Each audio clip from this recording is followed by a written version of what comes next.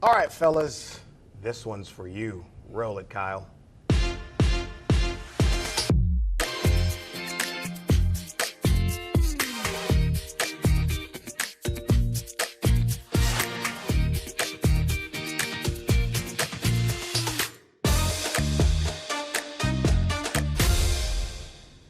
You know, I've been thinking about this one since last week, a chance to do a show just for the guys, and hopefully the ladies are there taking notes, paying attention, getting your stuff together, because tonight we want you to look good and eat well. I almost said eat good too, but I would have gotten a text message about that. Welcome to this edition of the Clay Young Show, and here with me on the set for our first and second segment is Nathan Pierce, the founder and owner of Pierce Bespoke Franchising, custom clothier, everything from boots to jackets, to jeans and shirts and ties and everything you can think of. And here's the goal. We want the fellas to know what it's like to go through the custom suit process, why you should consider custom suits, and why this is the guy for you. But as an FYI, in segment 3 and 4, Brad Gordon is back from Sky Lounge with Shelf Malcolm, who's going to be preparing steak. Man, I'm in a good mood. So let's begin, Nate. Let's talk about Pierce Bespoke before we get into the process. When did you found the company and why? So I got into clothing when I was in college. Okay. And it's been quite the journey to get to where I'm at right now. All right. I started with t-shirts. Started my first clothing company with a couple $1,000. Luckily, we ended up doing a couple $1,000,000 our first year when I was 21, and it turned it into a manufacturing background. I opened my own factory in South Mississippi where we had a couple hundred employees.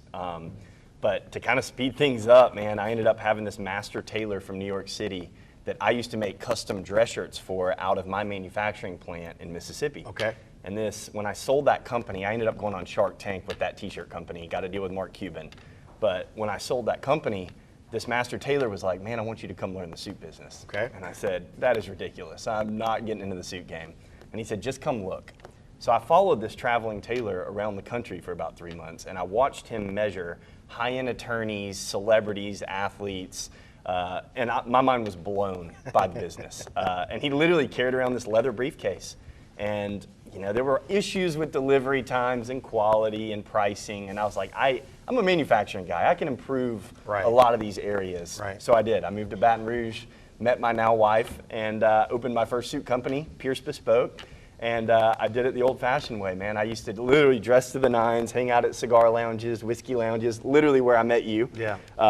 And people would come up and they'd compliment me and ask me where I got my clothes, and I was fortunate enough to be able to tell them that I made it. Yep. And I'd measure them up, set the appointment, and we'd go through the suit buying process. Well, you've been in my pocket for a couple years, and in fact, this jacket that I'm wearing here on the show tonight is one that Nate put together for me.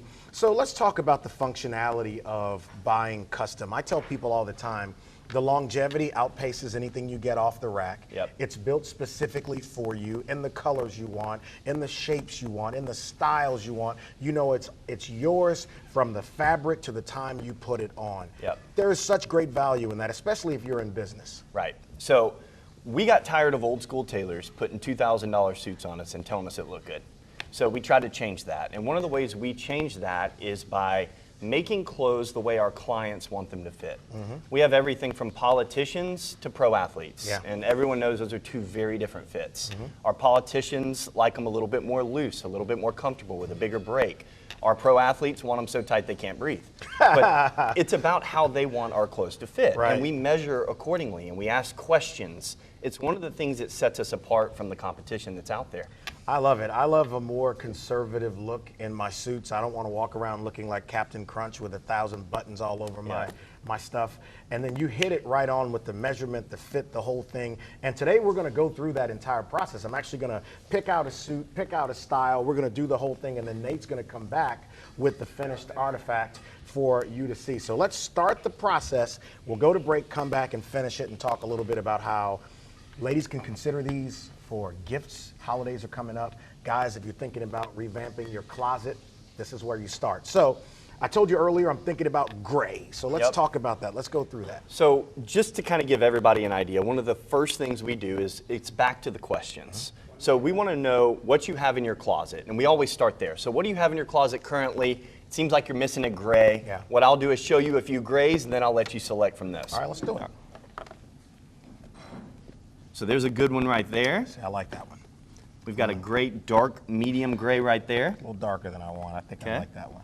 So far we're good. What about this one? It's a little on the lighter end. That's lighter. I got something closer to that in the Okay. blue. You feeling good about this one? Feeling good about this one. Let's go lock with this one 2 in. with it, Kyle. Let's see. Let's Got about 30 seconds. you got that one? There we go. That's the gray. All right, Okay. we got 30 seconds.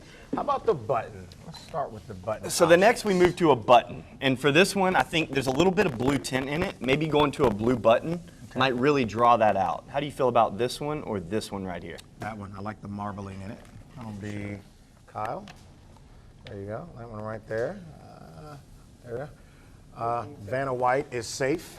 All right, and then lining. So we're going to take a quick break, come back and talk about lining, and then we'll talk about the cut. Nathan Pierce with Pierce Bespoke Franchising back, and the steak already smells amazing.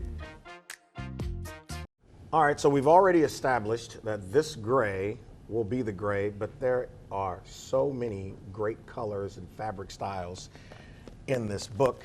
And then this will be the blue button that goes on it. I'm a single button kind of guy, so this will be a single button suit. Peak lapels, I like those. Okay. Let's talk about lining, because look, you know, Nate has an affinity for like throwing you with lining. He did this for me, surprised me with my company logo on the inside of my jacket. So if you own a business, I told you I was going to introduce him to Todd Graves and get the Raising Cane's logo on the inside of a blazer for TG. But let's talk about lining now, because I think Leah is interested in the jacket, and she's mentioned the lining a few times. Yep, so we have thousands of linings to choose from. And like you mentioned, we can obviously do custom logo linings of your company, your favorite sports team. There's an abundance of things. Wait to a choose minute, from. favorite sports team? Favorite sports team. You thinking what I'm thinking? So here's some really cool ones that we do. This is a 1939 world map. Yeah, I have a long coat, and he has a nautical map. It's this one. Look how nice that is.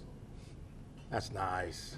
That's nice. All right, what about cut, style, and all of that? Yep. So in terms of cut, and I think we've got you pretty dialed in already. Pretty much. But Clay likes to show off, you know, the gym a little bit. Hey, so he brother. likes it a little bit more. I'm in there at 5 o'clock in the morning. A little bit more tapered, That's and exactly right. completely get it. I Yep. kind of like mine like that. I don't have the muscles you do, but I like mine tapered like that too. Yeah. So I like this wider stance on the lapel. Yep. It kind of shows off your broader shoulders. You like a little bit deeper cut on your lapel as well with that single button. So we'll stick with that if you're okay with that. But what we'll go through next is really, we got the style, single button, we've got the peak lapel, the chest pocket. Right. We can do a patch or we can do the inset. Either one looks fantastic. And look, it's so intricate. It's everything to the style of your pockets, whether you want flaps on your pockets Yep. or ticket pockets that have the little slit on them, whether you want 3 pockets, 2 on one side, 1 on the other, or just 2 pockets. It's like all of that stuff will go into the process. Absolutely. And then the vent flaps on the back for breathability and everything. Yep. It's wonderful. So now let's get into the education process for someone who has never done this before, and they're thinking, you know, why would I do that? Or that's going to be way too much for me to do. First, it isn't. It's more affordable than you think, and these suits are functional. Yeah, absolutely. So we pride ourselves on a few things, a few competitive advantages. The first is quality. We have a lot of handmade details put into every one of our garments. So handmade buttonholes on the lapels, hand-picked stitching on the seams, functional sleeve buttons on That the coat. actually are, yeah. Which right. is a sign of true custom. Right. And by the way, the reason for that is it's so that when that buttonhole is placed there, it's made for you and only you. There's Right. only so much adjusting you can do on that sleeve at that point. Right. So quality's big for us, and we have a perfect fit guarantee with every single product. We go back and forth until it fits how you want it to fit you. Options, thousands of fabrics, buttons, lining styles to choose from. Affordability. Our custom suits start at just $900. So it's one of those They go entry. up from there, though, too. They go up from there, but we can get you in an everyday suit Yeah. for that $900 Yeah. opening range. Yeah. So we're really proud of our competitive advantages that kind of set us apart, and it allows the younger guys that have their first job interview or a recent college grad to get into a custom suit that fits them the way they want it to fit. We got some pictures that we can show you guys while we talk a little bit more about this. And again, it's one of those things, there's nothing like going through the process when you've been measured, so you know the jacket width, because that's one of the things that I have found when I used to buy like custom shirts. I appreciated the fact that because I had a larger neck and wide shoulders and not a big midsection, that the shirts wouldn't fit right. They would look like a parachute, and then I got custom and it fits right. Yep. Or that the length of the arm is specific to me. One is a little bit shorter based upon the fact that you wear a watch on one arm versus the other. Those details matter. They are all taken into consideration when we're making someone's custom clothing. And you're right, when you buy off the rack, if you're not the everyday fit, it usually doesn't fit correctly. And our argument is, why would you buy off the rack when you can get custom Built for you. and it will be a similar price point? Right. Our garments last, and that's something that we'll argue is you'll get bang for your buck, and your clothing will last as long as you need it to. Well, look, I love it. I put a lot of preparation into how I walk out of my house every day. Yep. And the custom is a process because over the long haul, it saves you money. Absolutely. You're not replacing suits as often when they're built for you versus buying off the rack. And that's the thing. Yeah, you save money on that front end, but you're going to replace that joker because it ruffles and everything that happens to it over time. It's just not worth it. So what we do at Pierce Bespoke, we create convenience by going to our clients. We have no retail store, no inventory, no brick and mortar. We're a white glove service. So we come to you, we measure you in your office, your home. We want to make it as convenient as possible. And the other thing we do at Pierce Bespoke is we create confidence. And we create confidence through that perfect fit guarantee. So in 3 weeks or so, we're going to come back with the suit we did here. Yep. Tell people quickly how they can find you. PierceBespoke.com. You can find us on Google, Facebook, Instagram, Twitter. We're on all the social medias, TikTok. But PierceBespoke.com, and you can book a clothier near you. Well, Nate and Grayson will be here in a few weeks to show you the other side of this. Now, guys, everybody loves a good steak, but not everybody can get that done. We're getting ready to help you because we are going into the kitchen to try a big old piece of beef. My favorite show ever. Back in just a moment. This set has never smelled as amazing as it does right now. Chef Malcolm Jones, executive chef at Sky Lounge. Brad Gordon is here. We've talked to Brad before about Sky Lounge. Let's get right into it, man. If you want to know how to put some cow on the fire, what's the plan? First plan is to get a hot skillet. All right. You know what I'm saying? You got to get you a good choice of meat. Yeah. And once you pull it out the refrigerator about 20 minutes before you're ready to cook it so it can get down to room temperature. Okay. Once you get it down to room temperature, like you said, you want to get that skillet as hot as possible. So you Okay. turn it on high, hit it with a little olive oil, and you wait for that to get hot. Now while you're waiting for that to get hot, you go ahead and season your steak up. You said bring it down to room temperature. Why? Because it opens up the pores of the steak. You can get the flavor in. You'll be able to. It's very, very hard to cook a steak while it's still cold in the middle because the outside will cook, the inside will still be not the temperature that you want it to be. Okay. So when you go to season it, most people like to season it their own way, but I always use a little black pepper, coarse black pepper, of course. Okay. And you want to get all sides of it. You want to get it pretty good because it's a nice cut of meat. It's pretty thick. You're going to get some kosher salt on there. And don't be scared to season it up. One thing people hate is the under-seasoned steak. Yes. So go ahead and come with the salt. Get you some pepper on there. Okay. And then, of course, me personally, I like to add a little garlic. I do too. Why is garlic one of your preferences? It adds more flavor to it. Okay. You know, it gets a different aspect Okay. to the flavor. Okay. The salt and pepper is okay, but when you add a little extra garlic to it, you can always taste the difference. And that's just a personal preference. Some people won't, some people will, you know. And then when you season it, like I said, you always want to make sure you get all sides of it. So you want to go ahead and get the edges. Oh, okay. You want to get the edges of it real Now, I good. never think to do the edges. You always got to get, you know, extra flavor is nothing wrong with that. You know, it's always helping it out. So go ahead and get it all seasoned up on the side. You pat it, smooth it down. And you go ahead and do the last side. Brad's standing over there like Phil Jackson watching his offense on the basketball court. So the big thing is, we talked about temperature of the steak. I'm a medium rare plus guy. Okay. And there are a lot of people who want their steaks well done. That is like the biggest don't in eating a steak because why? Because you're basically chewing a hockey puck.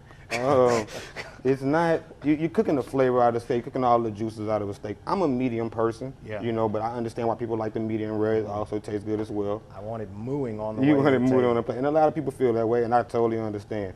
It took me a while to get there, but once I got there, I never switched up again. See, now, you can see that pot starting to smoke a little bit. Oh, yeah. Once you get to that point, you know you're at the right temperature. Here comes the music. There you go. That's the sound that you want to hear. Oh my goodness. That's the sound that you want to hear. So what's a good rule of thumb about turning it? Because some people say only turn it once. Some people say turn it as much as you want. Where do you fall? You're the professional. I like to stay with the one-turn method Okay. because it gives it a chance to, the more that you turn it, the more you're knocking off that season. Okay. You know what I'm saying? So if you can go ahead and just get a nice sear on that one side Okay. and then flip it, you like a medium rare, so it's not going to be in there very long. Nope. And you brought up the temperature thing. If you don't try the thumb method, if you're not too, you don't know exactly what you're doing with that, go ahead and get you a meat thermometer. It makes it a lot easier. There you go. You like it at medium rare, so that's about 130. 130, medium rare, 130. There you go. What we got going over here? A little asparagus. We got a Get it little going? asparagus going. While that's getting a nice little sear on that one side, throw a little asparagus in with some butter. And you hit it with the same seasoning, a little salt.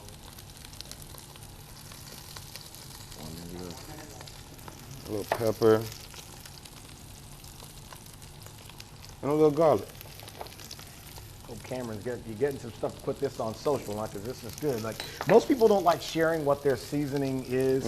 On some things I won't, but on a steak, I'm very open about what I use because I like to hear other people's techniques. That's everything.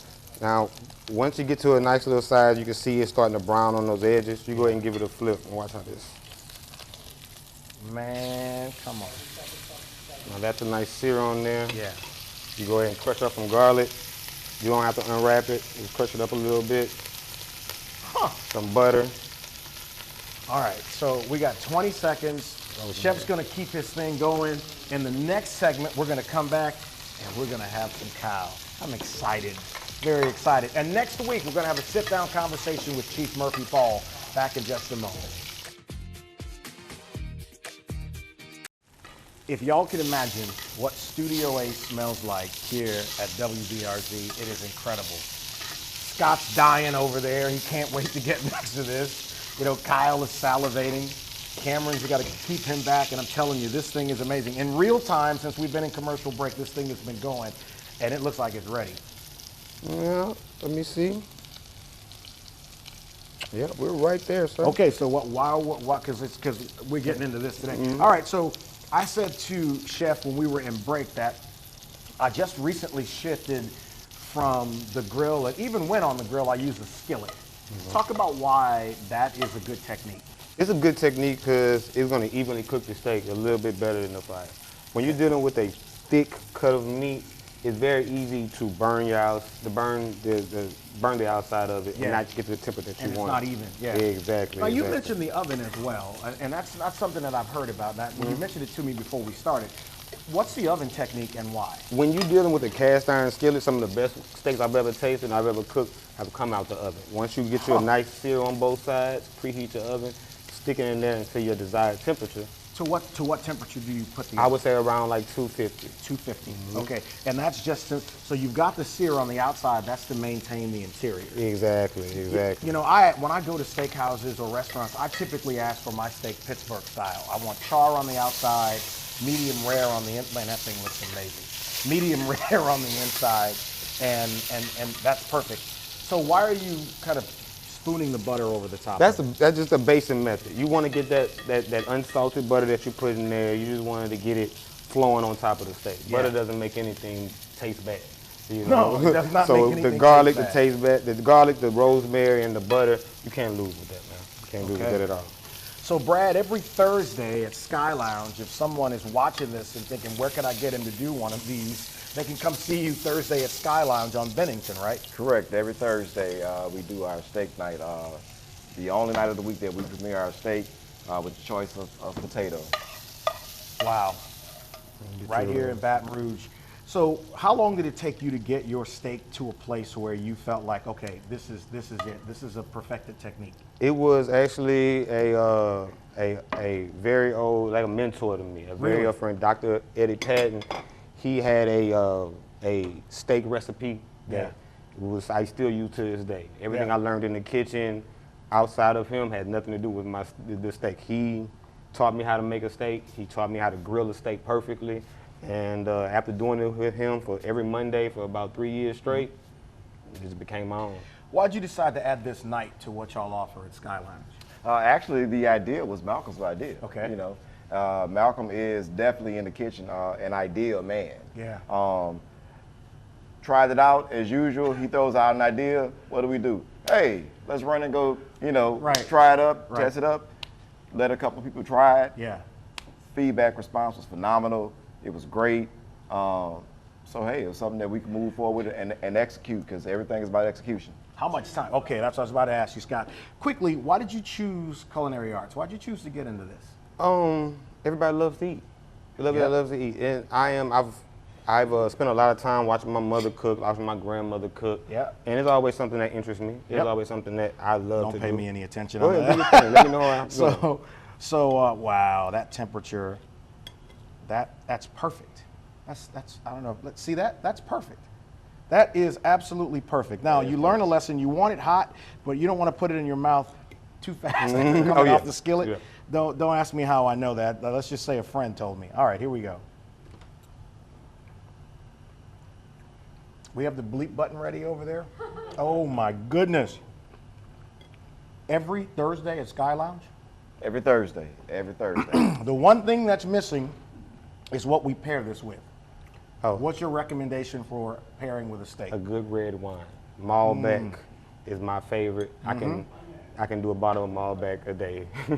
So there's another steak in here somewhere, Let me go ahead and get that and out as here. soon as we wrap this up, I know it's going to be descended upon. Where is Melvin, by the way? All right, guys. Sky Lounge every Thursday is steak Every night. Thursday, Starting at what steak time? night. We open for business daily at 5 p.m. Yep. We're open until 12 a.m. Located at 4564 Bennington Avenue, right next door to one of everybody's favorite restaurants, Gino's Italian Restaurant. Gino's. Yes, sir. Yes, sir. You can smell the garlic bread. This is so amazing. I recommend it. You got to go get one. I'm going to get after this joker, but not before I tell you next week, the entire show will be a sit down with Chief Murphy Paul, who announced his resignation a couple days ago. It's going to be on for a few weeks, but we'll talk about his time as the chief of the Baton Rouge Police Department. And again, Pierce Bespoke franchising, you could learn about that. And then Sky Lounge, go see my man, Shelf Malcolm, who put his foot 5 toes down in this joker. See you next week. Y'all have a great weekend.